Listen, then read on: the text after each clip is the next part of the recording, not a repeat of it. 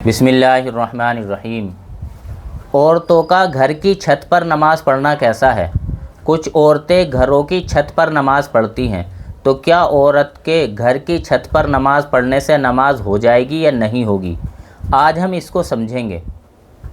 تو دوستو، عورت کے لیے شرعی پردے کا لحاظ ہر جگہ ضروری ہے، اس لیے ایسی جگہ پر نماز پڑھنے کا اہتمام کرنا چاہیے جہاں پر سب سے زیادہ پردہ ہو، اور گھر کی چھت پر نماز پڑھنے سے زیادہ پردہ صحن میں نماز پڑھنے میں ہے، اور صحن میں نماز پڑھنے سے زیادہ پردہ کمرے میں نماز پڑھنے میں ہے۔ اور یہی وجہ ہے کہ احادیث مبارکہ میں عورت کے لیے گھر کے اندرونی حصے میں نماز پڑھنے کو افضل اور بہتر قرار دیا گیا ہے۔ حضرت ام حمید رضی اللہ عنہ فرماتی ہیں کہ انہوں نے آپ صلی اللہ علیہ وسلم سے درخواست کی کہ مجھے آپ کے ساتھ نماز پڑھنے کا بہت زیادہ شوق ہے۔ آپ صلی اللہ علیہ وسلم نے ارشاد فرمایا، بھئی تمہارا شوق بہت اچھا ہے، لیکن یہ بات سمجھو، تمہارا گھر کے اندرونی کوٹھڑی میں نماز پڑھنا یہ زیادہ بہتر ہے تمہارا کمرے میں نماز پڑھنے سے، اور تمہارا کمرے میں نماز پڑھنا زیادہ بہتر ہے تمہارا صحن میں نماز پڑھنے سے، اور تمہارا صحن میں نماز پڑھنا زیادہ بہتر ہے تمہارا محلے کی مسجد میں نماز پڑھنے سے، اور تمہارا محلے کی مسجد میں نماز پڑھنا زیادہ بہتر ہے میری مسجد یعنی مسجد نبوی میں نماز پڑھنے سے۔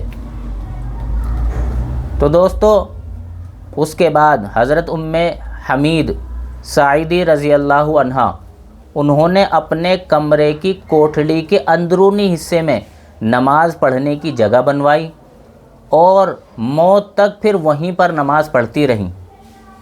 یعنی عورت جتنا زیادہ پردے کا اہتمام کرتے ہوئے گھر کے اندرونی حصے میں نماز پڑھے گی اتنا زیادہ ثواب ہوگا۔ اگر ہم اللہ تبارک و تعالیٰ کے کسی حکم شرعی پر عمل کر رہے ہیں تو ہمیں یہ چاہیے کہ اس حکم شرعی پر اس طریقے سے عمل کریں کہ اس میں زیادہ سے زیادہ ثواب مل جائے۔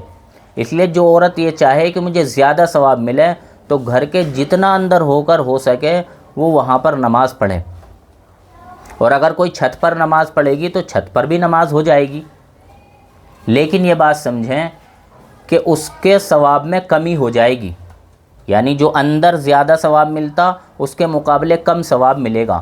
اور اگر بے پردگی ہو رہی ہے، لوگ اسے دیکھ رہے ہیں، تو پہلے سے ہی ثواب میں کمی تھی، اب بے پردگی کا گناہ اسے ملے گا، حالانکہ نماز پھر بھی ہو جائے گی۔ اللہ تعالیٰ صحیح سمجھ کی توفیق نصیب فرمائے۔ وآخر دعوانا ان الحمد للہ رب العالمین۔